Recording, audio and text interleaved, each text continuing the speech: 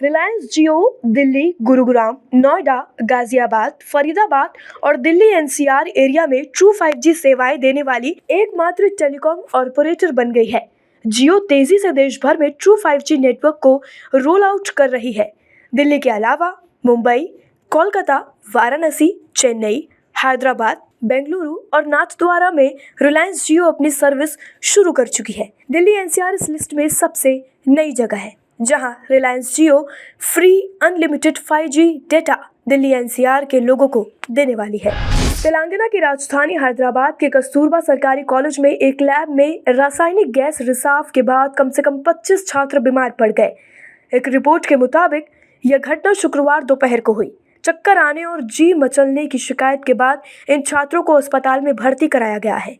Lab में कौन सी gas leak हुई है, इसका पता लगाने के लिए आपदा प्रबंधन टीम पहुंच गई है। इससे पहले 14 अक्टूबर को तमिलनाडु के होसूर जिले के एक निगम मध्य विद्यालय के लगभग 100 छात्र परिसर में एक सेप्टिक टैंक से संदिग्ध गैस रिसाव हुआ था, जिससे कई छात्र दोपहर के भोजन के बाद अचानक बीमार हो गए।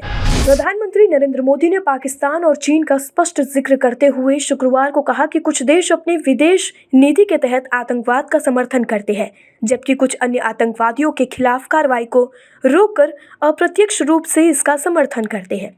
प्रधानमंत्री ने नई दिल्ली में आतंकवाद के वित्त पोषण पर एक अंतर्राष्ट्रीय मंत्री स्तरीय सम्मेलन नो मनी फॉर टेरर को संबोधित करते हुए कहा, कुछ देश अपनी विदेश नीति के हिस्से के रूप में आतंकवाद का समर्थन करते हैं।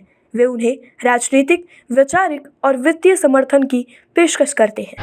बीजेपी अध्यक्ष जेपी नड्डा ने गुजरात के भरूच में एक रैली को संबोधित करते हुए कहा, अमेरिका के राष्ट्रपति जो बाइडेन अभी भी मास्क लगाकर घूमते हैं और हम लोग बिना मास्क के हैं। ये सब पीएम मोदी जी की वजह से मुमकिन हुआ है। उन्होंने कहा, अमेरिका और यूरोप में सब लोगों को वैक्सीन नहीं लगी है, जबकि देश में सब बूस्टर डोज लगवा रहे हैं। बीजेपी के राष्ट्रीय अध्यक्ष ने यह भी कहा, चेचक की दवाई को पहुंचने में देश में 25 साल लगे थे।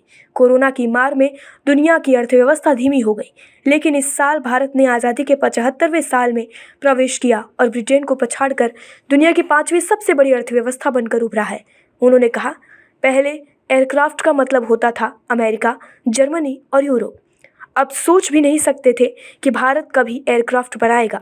अब C295 एयरक्राफ्ट वडोदरा में बनेगा। Rajasthan agro industries development board के अध्यक्ष रामेश्वर डूडी भारत जोड़ो यात्रा को लेकर बयान दिया है।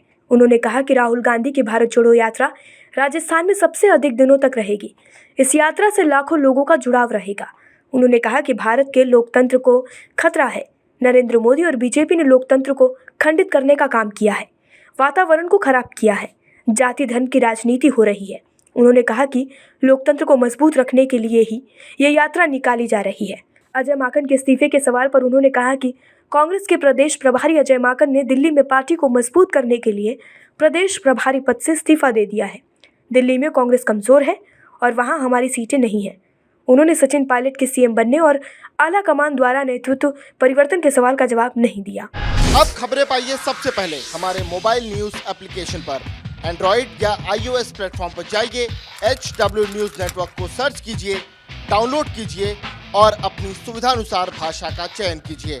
खबरों की भीड़ में अपने काम की खबर पाते रहिए।